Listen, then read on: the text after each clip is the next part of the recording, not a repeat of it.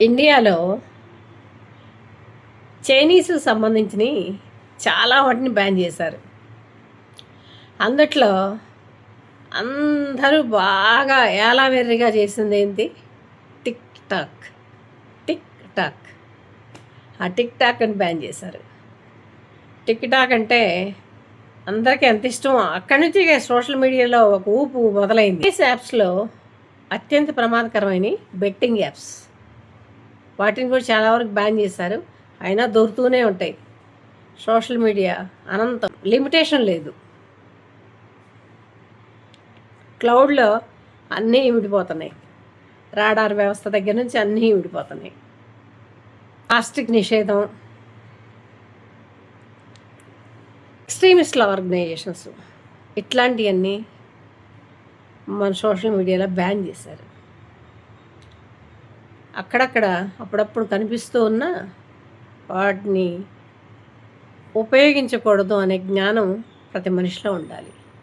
ప్రతి మనిషికి ఏం చెప్పగలుగుతారు? కొన్ని కొన్ని రూల్స్ని అతిక్రమించిన వాళ్ళకి కేసులు కూడా కట్టారు.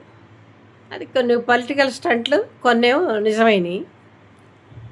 వాళ్ళతో సంబంధం, వీళ్ళతో సంబంధం, వాళ్ళతో పెళ్ళి, వీళ్ళతో పెళ్ళి అయిపోయిందని ఫోటోలు రిలీజ్ చేస్తారు, పెళ్ళి కాలేదని. తర్వాత వాళ్ళతో సంబంధం, వీళ్ళతో సంబంధం, ఆక్రమ సంబంధం, ఈ సక్రమ సంబంధం అని చెప్పేసి వాళ్ళ జీవితాలతో ఆడుకుంటున్నారు. ఉన్నదో లేదో మనకు తెలీదు. అది అవసరమైంది కాదు. కాకపోతే ఏంటంటే ప్రజల్లో సినిమా వాళ్ళంటే వ్యామోహం ఉంది కాబట్టి వాళ్ళ మీద ఇట్లాంటి ప్రచారం చేయడానికి ఎక్కువ సాహసిస్తారు. ప్రజలు కూడా మంచి విషయాన్ని మీరు ఏదైనా చెప్పండి, అది వినటానికి ఇష్టపడరు. అదే ఇల్లీగల్ కాంటాక్ట్స్ వాళ్ళకి అది, వీళ్ళకి ఇది, దాంతో ఉంది, దీంతో ఉందని ఏదన్నా రాశారనుకోండి, దాన్ని ఇంట్రెస్టింగ్గా చెవులు రిక్కించి మరీ చూస్తారు, రిక్కించి మరీ వింటారు. కళ్ళు కనపడకపోయినా కానీ కళ్ళు ఇట్లా పెట్టి చూస్తుంటారు. అంటే క్యూరియాసిటీ, మనుషుల్లో ఆ క్యూరియాసిటీ ఎక్కువ.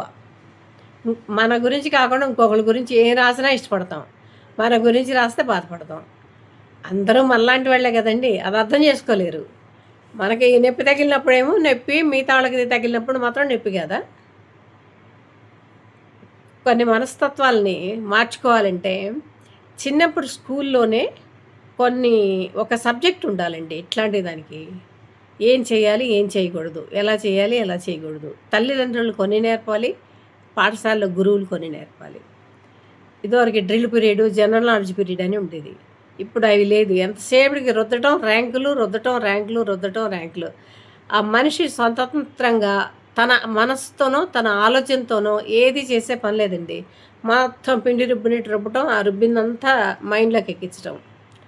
ఆ మైండ్లో ఎక్కించినంతసేపు ఎలా ఉంటుంది? పరీక్షలు రాసేంత వరకు మైండ్లో ఉంటుందండి. పరీక్షలు రాసిన తర్వాత అది మైండ్లో ఉండదు. నాకు చిన్నప్పటి నుంచి టీచర్స్ మామూలుగా ఎక్స్ప్లెయిన్ చేసి లెసన్ చెప్పేవాళ్ళు. అట్లా చెప్తున్నప్పుడు ఆకలింపు చేసుకునేదాన్ని. ఆ తర్వాత నేను అసలు పుస్తకం తెరిచేదాన్ని కాదండి. దానివల్ల చాలా తిట్లు తిన్నాను, కొట్టారు కూడా. కానీ అది రాస్తేనే నాకు మార్క్స్ మంచిగా వచ్చాయి. నేను మా క్లాస్లో ఫస్ట్, నేను ఇంకో అబ్బాయి పోటీలు పడి చదివేవాళ్ళం. చదవటం అంటే నేను చదివేదాన్ని కాదు, శ్రద్ధగా వినేదాన్ని. అంటే అప్పుడు టీచర్స్ చెప్పే విధానం, టీచర్స్ మీద ఉన్న అభిప్రాయం, టీచర్స్ అంటే వాల్యూ ఇచ్చేవాళ్ళం ఫస్ట్. ఆ వాల్యూ వల్ల వాళ్ళు చెప్పింది ప్రతిదీ కూడా మనకి ఇష్టంగా అనిపించేది. ఇప్పుడు ఆ టీచర్స్కి వాల్యూ లేదు. అందుకని ఆ ఇష్టం అనేది ఏర్పడట్లా. ఏదో చదువుతున్నారు అంతవరకే. తండ్రి ఫీజు కడుతున్నారు, పెద్ద పెద్ద కాలేజెస్, పెద్ద పెద్ద స్కూల్స్, ఏసీ బస్సులు, వాళ్ళ వ్యవహారం అంతా వేరు. ఏముందండి, చిన్న పాకలు అలుక్కునేవాళ్ళం, చక్కగా ఇది చేసుకునేవాళ్ళం. జిల్లా పరిషత్ స్కూల్స్ అప్పుడు అట్లా ఉండేవి. అప్పుడు అట్లా చదువుకున్నా మంచి చదివే చదువుకున్నాం. తెలుగు మీడియంలో చదువుకున్నా కాస్త జ్ఞానాన్ని మాత్రం సంపాదించాం. మా టీచర్స్ కూడా మంచి మాటలు చెప్పేవాళ్ళు. ఒకళ్ళిద్దరు కొంచెం ఉంటారనుకోండి, అది ఎక్కడైనా సహజం. జిల్లా పరిషత్ స్కూల్స్లో చదివి ప్రభుత్వ పాఠశాలలో ఈసారి మంచి ర్యాంక్స్ వచ్చినాయి. కాళహస్తి చూడండి, 3 ర్యాంకులు వచ్చినాయి. కాళహస్తి నియోజకవర్గం ఎమ్మెల్యే బొజ్జల గోపాలకృష్ణారెడ్డి గారి అబ్బాయి ఒక్కొక్కరికి 300 గజాల స్థలం ఇస్తున్నారు. చాలా అప్రిషియేట్ చేస్తున్నారు గవర్నమెంట్ పాఠశాలలు చదివిన వాళ్ళని. మంచి మార్క్స్ 598 అంటే మంచి మార్క్స్. 594, 591, 92 థర్డ్ పర్సన్ ముగ్గురికి మంచి మార్కులు వచ్చినాయి. వాళ్ళకి భవిష్యత్తు బాగుండాలని కోరుకుంటున్నాను.